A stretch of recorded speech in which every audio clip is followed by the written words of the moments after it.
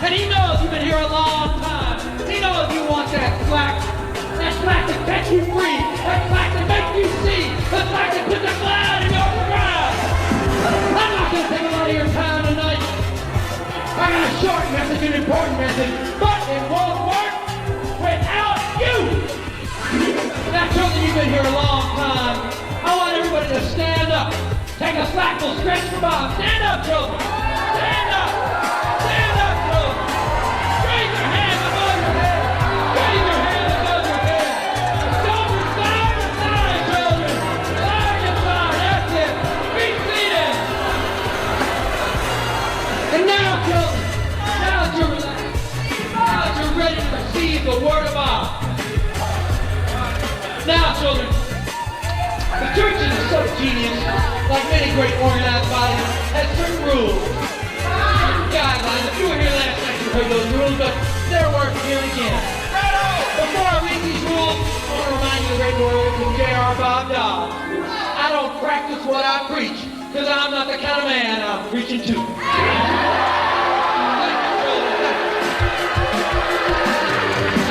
Children, you know the first rule of the church is a SubGenius. You've heard it many times tonight. The first rule of the church of the SubGenius is the SubGenius must have life.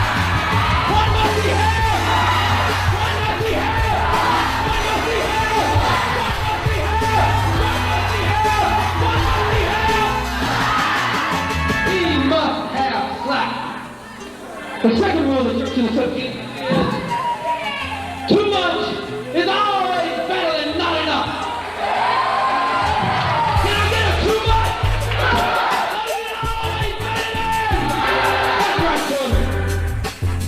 Rule of the Church of the SubGenius, a rule so universally violated you couldn't believe it's really a rule at all, but it is, yes? The third rule of the Church of the SubGenius is, if you don't have a sense of humor, don't try to be funny! Have you ever heard a rule so universally destroyed?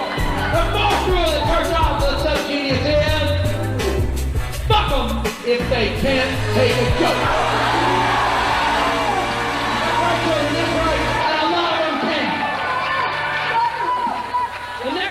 The SubGenius is, if you act like a dumb shit, they'll treat you like an equal. That's right, children. That's right. Because the conspiracy wants to drown out the unusual. They want to drown out the intelligent, even the intelligent and weirdest. They want you to act like a dumb shit. If you go out there and you act smart, they'll treat you like an inferior.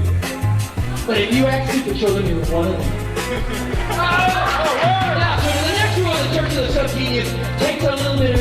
You see, every time society has produced a group of abnormals who saw the light in spite of the lies and they tried to forge ahead, well, you had the initial group of minds that plowed through the conspiracy, and then you had their devoted followers, but soon things fractured off and you began to get the dread followers who never understood but sensed there was something going on. And that's why we look to this side and we say, the fifth rule of the Church of the SubGenius is, no hip will!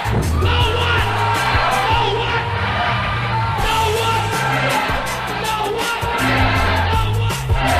No what? Let me call you no what? No hip will! Thank you, children. Brothers and sisters, ladies and gentlemen, the next rule of the Church of the SubGenius is, the Church of the SubGenius will help you pull the wool over your own eyes. Now, children, what do we mean by pulling the wool over your own eyes? You see, since you were the day you were born, you have been sold everybody else's wool. You've been sold your school's wool, your church or synagogue's wool, your parents' wool, television's wool, movies' wool. Here in the Church of the SubGenius, we want you to pull your own wool over your eyes and relax in the safety of your own delusion.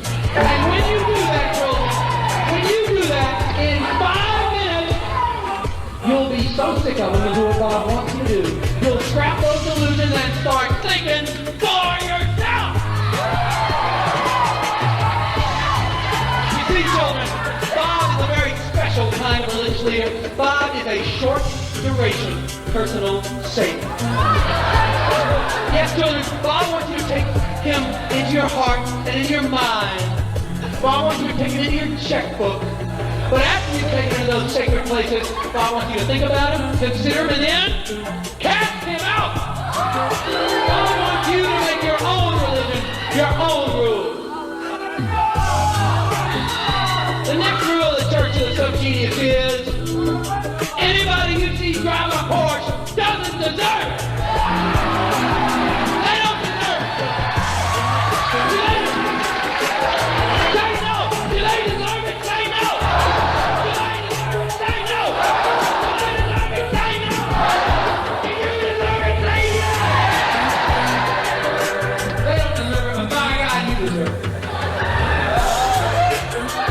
The next rule of the Church of the SubGenius is, if you can't tell shit from tuna fish, don't order seafood in a French restaurant. Can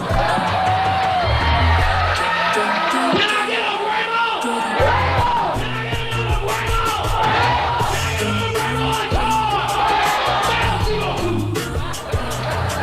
The next rule of the Church of the SubGenius is, I never met a SubGenius I didn't like. Now, children, of course, that's not true. The Pope of all New York is far from perfect, and he has met many SubGeniuses he couldn't stand. But by that we mean what the Reverend sang a little bit earlier, that is, SubGeniuses are game. A SubGenius will do it when no one else will. A SubGenius will cast things aside to praise Bob. When you've got your friends together and you've got let's say you've got to paint posters for the big dance. You've got to wax the car for prom night. You've got to work on the float. Well, you ask Bobby, and Bobby says, sure, I'll be there, Friday night, 7 o'clock. And then you call him at 7:15 and he says, the 18's on. I thought it was Thursday night. But children, that'll never happen with a SubGenius. That SubGenius will paint those posters. Children. Look around, children. Look at these props. Lights up, please. Look at these props. Look at these posters. Look at these paintings. Look at these good people. SubGeniuses, children. They emerge from the woodwork and they put on this show because they're gay.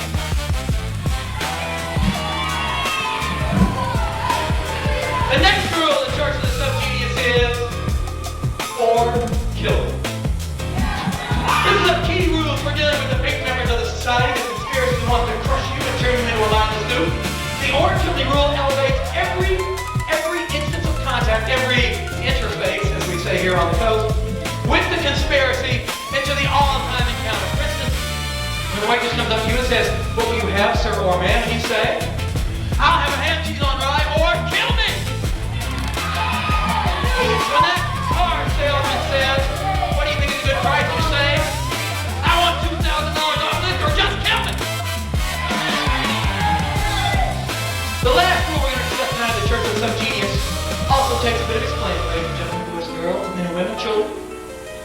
The Church of the SubGenius is composed of people who did not fit in, who fought the conspiracy in every way, who had that mutant gene, who went off by themselves and found a lonely childhood, a lonely adolescence, and a lonely adulthood. But they persevered.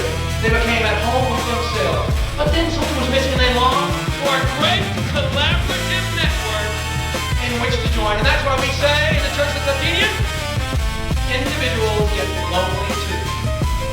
You need to remember, children, you need to remember, you think you're that hard-riding isolato artist, and yet you spend a busy day at the campus and you want somebody to talk to. That doesn't mean you're pink, that doesn't mean you're normal. Hello, fellow victims. I am here tonight to speak to you on a subject of pressing interest. Subject which will be pressed into you all. Not slack, but a SubGenius aphorism. As old as the stones of the SubGenius tables, entrusted into the hands of Bob by the Overbob. Praise to Bob. Praise to Slack. Praise to Bob. Praise to Slack. And death to the anti-Bob and pink creatures who would defame our temple. Death to the pink creatures. We do not fool around. We are a real religion. We are real because we are bogus. And we are bogus because we are of Bob. Praise to Bob. Praise to Bob. Praise to Bob. In the name of the Bobber and in the name of the Solely Bob and in the name of the Moldy Bob. Praise to Bob. We are not a religion which deals with sins. Hate. We are a religion which cares diddly squat for sins. What Bob wants is not sins. What Bob wants is grins. Grins! The lust for grins, which is the trademark, the hallmark of every SubGenius. It is the greeting card of the SubGenius on the eternal paraclete, which descended from its cage to pronounce and baptize the holy epoch, J.R. Bob Dobbs.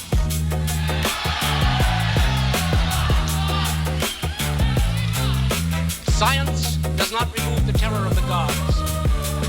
We can't do much about those evil gods from the other side of the cosmos, who fly through the air and through the nebulous darkness of space. Space, my friends, the infinite inky clouds of nebulae.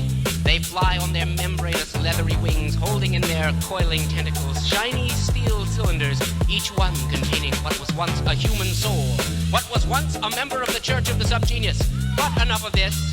You don't want to hear about this. You will learn about this. And who will teach you? Who will teach you? And who is the right-hand man of Bob? Who sits on the right-hand side of Bob? None other than the Reverend Ivan Stang.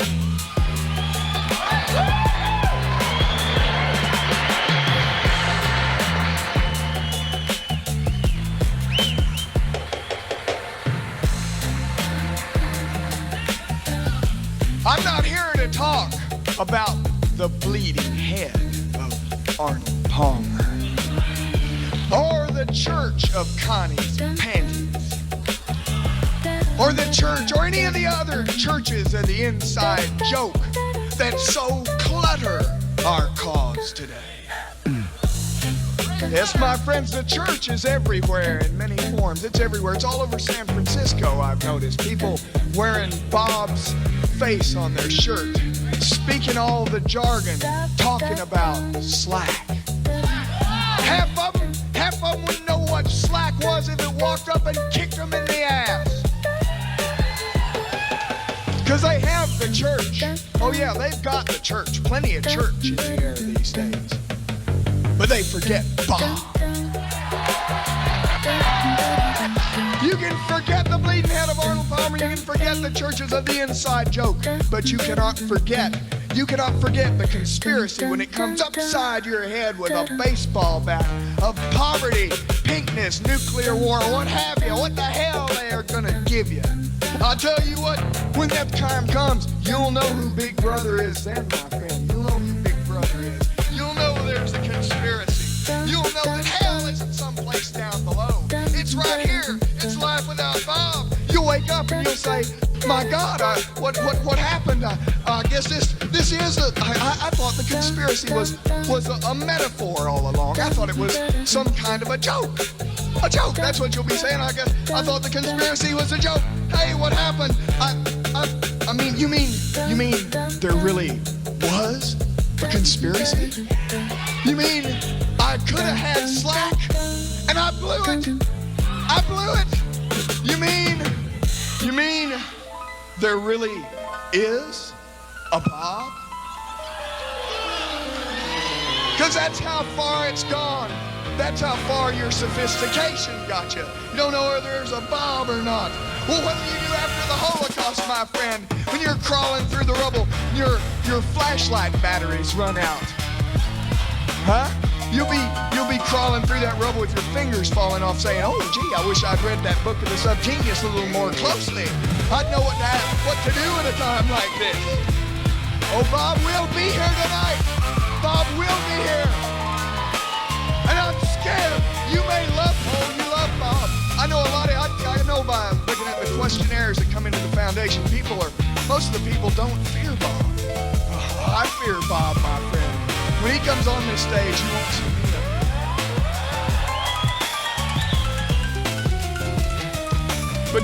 But Bob needs you. Because there's some fighting to do. There's these conspiracy things. Things that the conspiracy can't control. New things. Creatures. The conspiracy talks about aliens. They have movies about aliens a lot. Some of you were here last night have heard them. We have to tell you. There were one part of the conspiracy would like you to believe in the little cute, squatty, brown aliens. The Spielbergian aliens who'll come to save us all. Oh, they'll come just in time before the conspiracy pushes the button. Oh yes, the brothers underneath the mountains are up in space. They'll come and save us. But there's other kinds. I summon the beast. And there are other kinds of conspiracy monsters. Another part of the conspiracy I believe in them. You can believe in them, I tell you what. Oh, scary, ain't he? Scary. I must, and yet I cannot. But I'll tell you what, you'll be wishing it was that kind of alien. At least you'll be wishing, you'll be glad to have them on your side. Because at least they have a head. At least there's 2 arms and 2 legs. It could be worse. It could be much worse. Creatures that knock down the holy God. Creatures that have 4 legs and 8 arms. Great amorphous, hideous things. Lights, but unreality.